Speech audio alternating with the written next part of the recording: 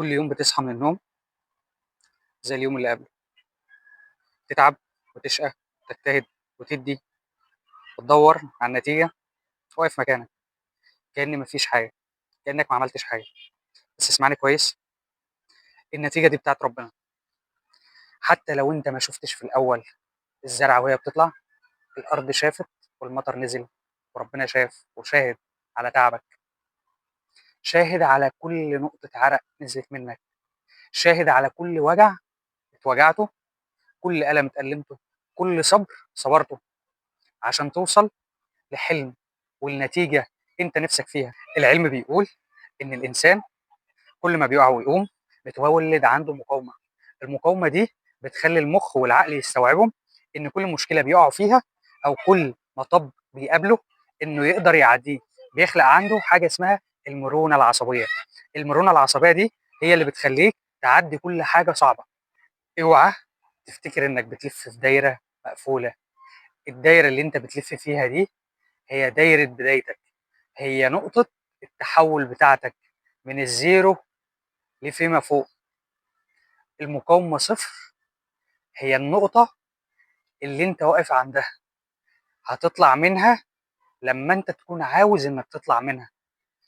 اوعى قلبك ينكسر، اتأكد ان ربنا سبحانه وتعالى عاين لك الأحسن والأفضل، وكل مرة بتقع فيها فهي تأهيل ليك ولنفسك ولعقلك ولإمكانياتك اللامحدودة انك تطلع من صفر لفوق.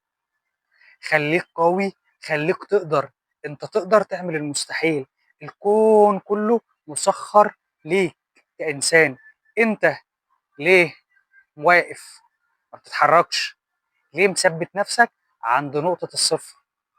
كل مرة تحس انك لوحدك قولها بصوت عالي وصوت مسموع: انا بزرع والنتيجة والثمرة على ربنا سبحانه وتعالى. كل مرة تلاقي نفسك بتقع، اتأكد إن ربنا بيأهلك لشيء عظيم، شيء كبير. ربنا سبحانه وتعالى له حكمة، له مقدار، بيحسبها صح، تفاصيل بدقة، مش أي حاجة وخلاص.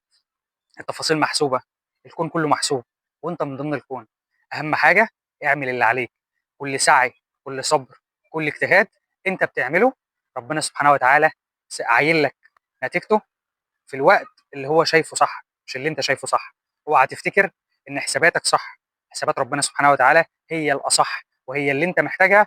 اتاكد ان هيجي لك الوقت اللي تقعد فيه مع نفسك وتبص على الماضي وتبتسم لنفسك. كنت فاكرها النهايه، لكن هي كانت البدايه. كل وقعه بتعلمك حاجه هي بدايه لحياه جديده.